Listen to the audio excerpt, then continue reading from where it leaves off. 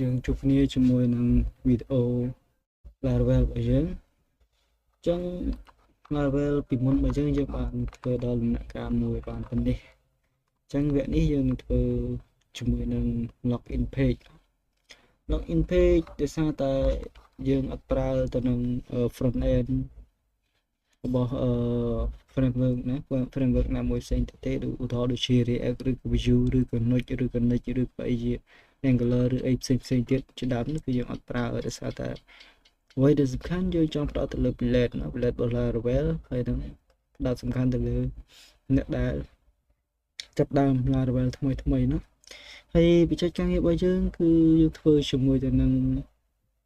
ដូចសម្រាប់ម្ដងខ្ញុំនឹងធ្វើជាកូនបច្ចេកមួយតែបច្ចេកនេះវាអាចយកទៅប្រើប្រាស់សម្រាប់អ្នកដែលមានតម្រូវការណាយើងអាចយកទៅ customize ដើម្បីប្រើ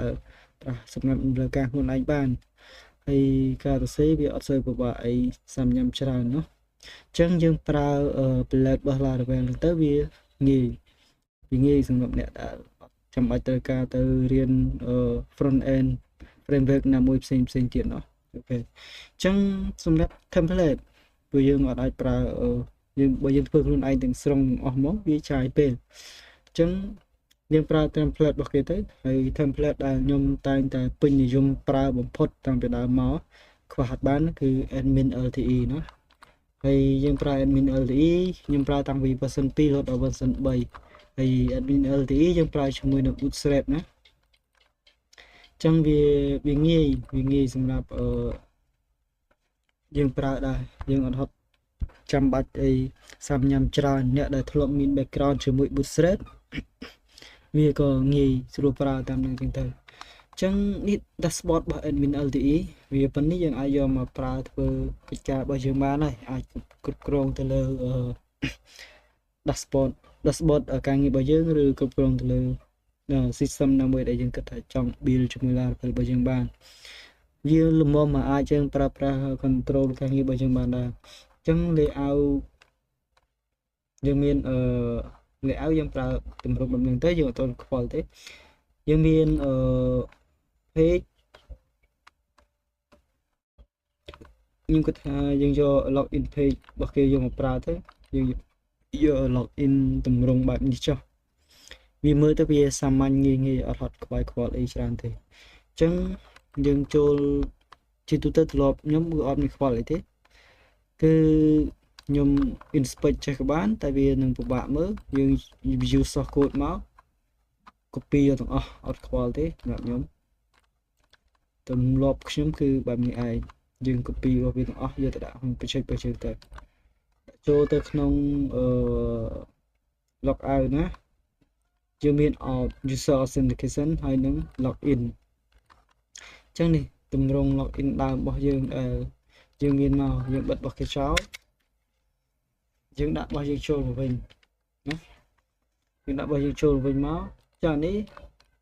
ខ្ញុំធ្វើការextend នេះ extend layout នេះខ្ញុំដកចោលកុំឲ្យវាដើរនៅមកពេលដែលយើងនេះទៅវា error នៅពេលយើង run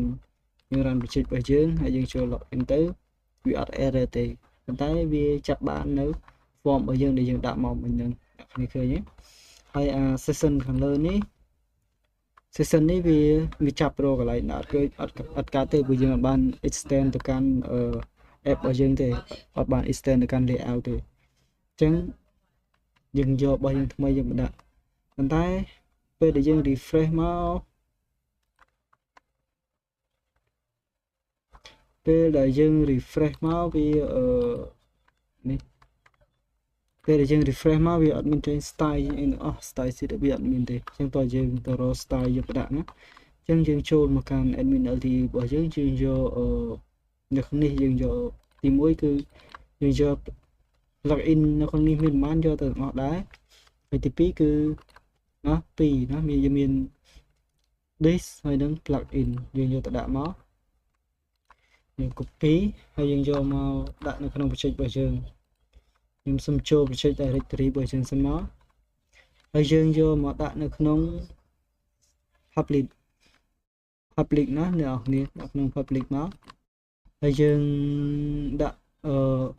asset មួយក៏បានដាក់នឹងក្រៅយកនឹងក្រោយក៏បានណាមិនខ្វាយខ្វល់អីទេដាក់ក្រៅនឹងយកក្រោយទៅយើង copy ចូលចឹងមកដាក់នឹងក្រៅចោលហើយវាដល់នឹងចោលទៅយើងមក customize code របស់យើងអញ្ចឹងត្រង់ហើយនេះយើងធ្វើដូចតែទៅនឹងapp មិនដែរទេណាយើងដាក់តែនេះគេប្រើ width ណាតែយើងអត់ប្រើ width ទេយើង direct ទៅកាន់Laravel របស់យើងផ្ទាល់ក៏ដោយអញ្ចឹងតោះ direct ទៅកាន់ asset របស់យើងផ្ទាល់ហើយយើងមានអីនៅក្នុងនេះ plugin អញ្ចឹងយើងជំនួសកន្លែងនេះមកទីមួយយើងជំនួស bootstrap មុនឬក៏ជំនួស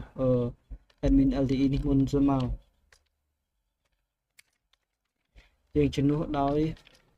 asset ណាអូខេជំនួសដោយ asset អញ្ចឹងត្រង់កន្លែងនេះគឺ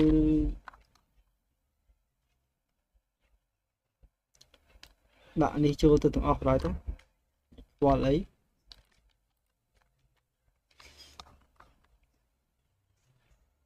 អញ្ចឹង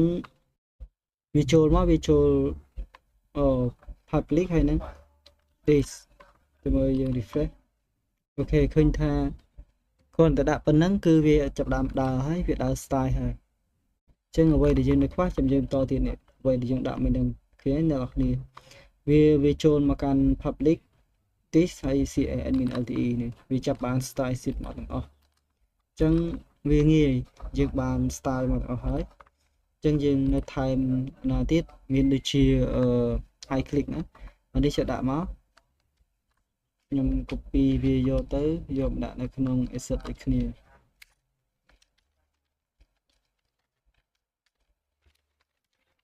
អូខេអញ្ចឹងអានេះក៏ចឹងដែរយកដាក់ដូចគ្នា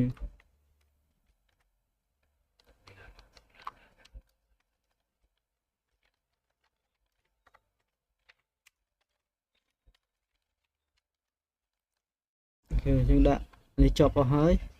អញ្ចឹងសម្រាប់JS យើងប្រើ jQuery ណាយើងក៏ធ្វើដូចគ្នាដែរយើងដាក់មកកន្លែងនេះគឺ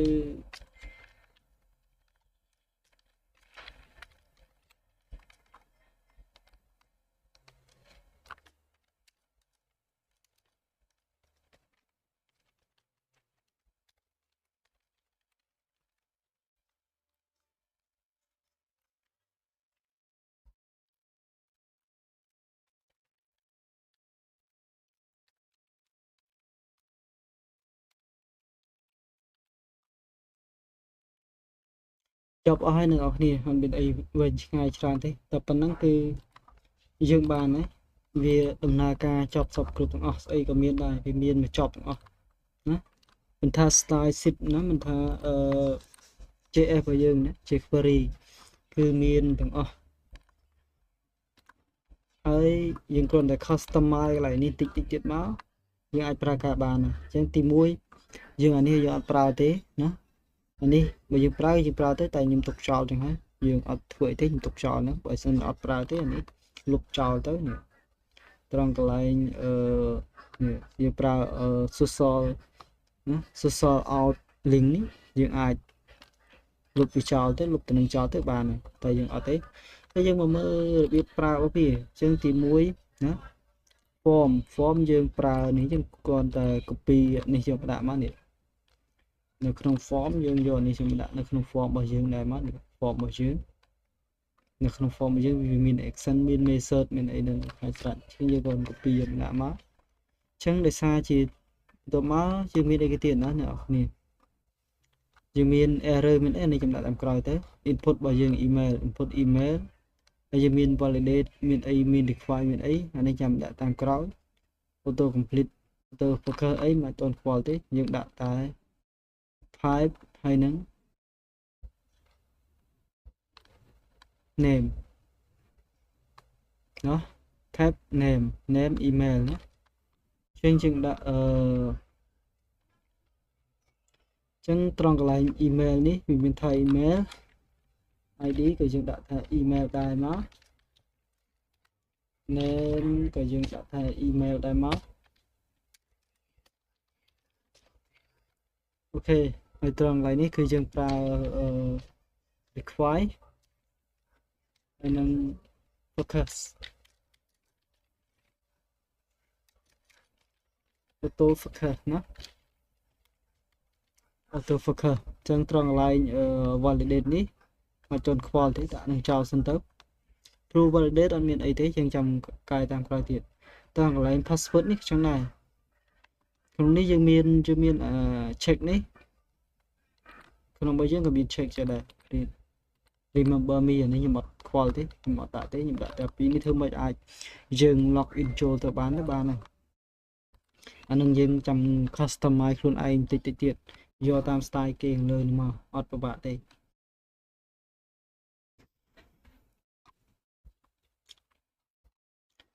ចានេះខ្ញុំសុំ comment វាចោលកុំឲ្យវាប៉ះពាល់មួយរបស់យើងអញ្ចឹងកន្លែង password យើងមាន ID password type password ហើយនឹង name password ណាយើងមាន name password កន្លែងហ្នឹងក៏វា require ដូចគ្នាវា require ដូចគ្នាហើយយើងមានauto complete គឺ current password យើងអត់ប្រើទេនេះក៏មាន auto complete email ណា auto complete កន្លែងនេះយើងអាចប្រើ auto complete បាននៅពេលដែលវា redirect ទៅវិញវានឹងនៅតែចាប់ឈ្មោះចាស់របស់វាមកវិញតម្លៃដើមមកវាវិញយើងអាចប្រើនឹងauto complete គឺ email ហើយត្រង់កន្លែង password នេះយើងមាន type password ហើយយើងប្រើ name password នេះទៀតណា password អូខេចឹងអានេះយើងប្រើទម្លាក់ចោលចេះមួយដែលស្រួលមើលយើងប្រើ require ដូចគ្នាណាយើងប្រើ require ដូចគ្នាមកចឹងហើយ submit ទៅអីនេះវាត្រូវអស់ហើយយើងធ្វើការ refresh អូខេវា require អស់ហើយចឹងនៅក្នុងនេះខ្ញុំសូមចូល admin LD របស់យើងចឹងក្នុងនោះគឺ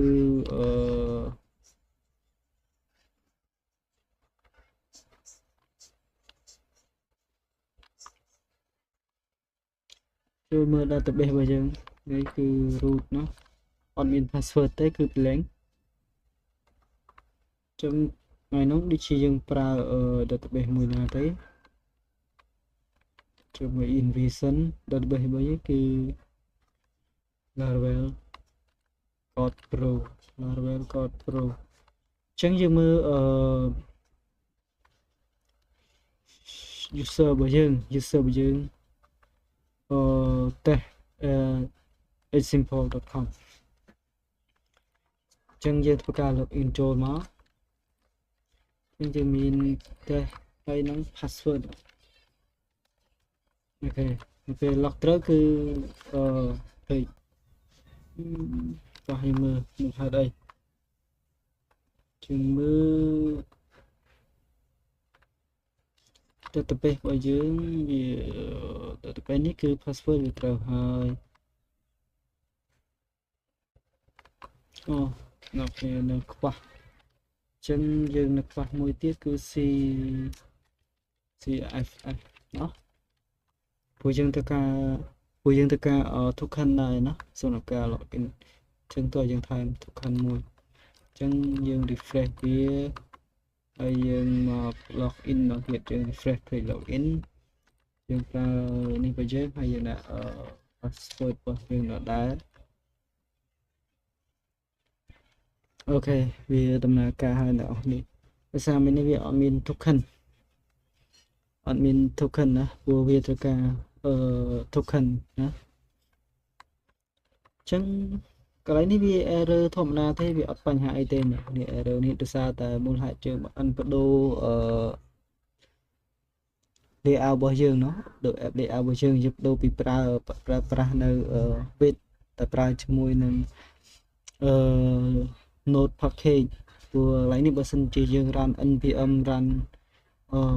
deal ឬ NVM run void មកវាដើរធម្មតាវិញហើយតែដោយសារតែយើងអត់ប្រើនេះយើងអត់ប្រើវាអញ្ចឹងដោយសារយើងអត់ប្រើវាយើងព្យាយាមផ្ដើមមកប្រើ admin LTE ថាយើងអត់ទាន់បានដាក់dashboard របស់យើងចូលទេអញ្ចឹងវាប្រកាសជាចូលមក home វា error អញ្ចឹងហើយចាអាហ្នឹងយើងទុកឲ្យ error ចោលអញ្ចឹងចុះអញ្ចឹងការងារយើងថ្ងៃនេះគឺមានតែប៉ុណ្្នឹងទេជាមួយទៅនឹងការធ្វើជាមួយ admin LTE អាចធ្វើ login page នេះបានវាយើងតិចទៅយើងធ្វើតិចវាងាយអញ្ចឹងយើងចេះតែ login បាក់ហើយសម្រាប់ register គឺអត់ខុសនេះទេមើលតាមតែគំរូដែលមានស្រាប់របស់ Laravel របស់ឲ្យមក Laravel out ណាដែលគេដាក់ឲ្យមកយើងធ្វើតាមគេទៅហើយសម្រាប់ validate ក៏ចឹងដែរមើលតាមតែគំរូរបស់គេទៅអត់មានអីបាក់ទេព្រោះនេះ validate របស់អីនេះយើងនឹងជួបគ្នានៅតទៅមុខទៀតយើងជួបគ្នាច្រើនដងទៀតអញ្ចឹងបានជាខ្ញុំអត់ទាន់លើកមកនិយាយកន្លែងនេះបណ្ដោយទេចឹងសម្រាប់វីដេអូនេះយើងមកអាចប្រើប្រាស់ជាមួយទៅនឹងការ integrate ជាមួយ admin LTE បានតិចទៅអញ្ចឹងយើងជួបគ្នានៅវីដេអូក្រោយដែលយើងអាចធ្វើយក layout admin របស់យើងនេះយើងមាន layout នេះយកមកប្រើណាតែយើងត្រូវប្រើមិនអីមិនធ្វើមិនអីមិនបន្តទៀតជួបគ្នាវីដេអូក្រោយអ្នកនរ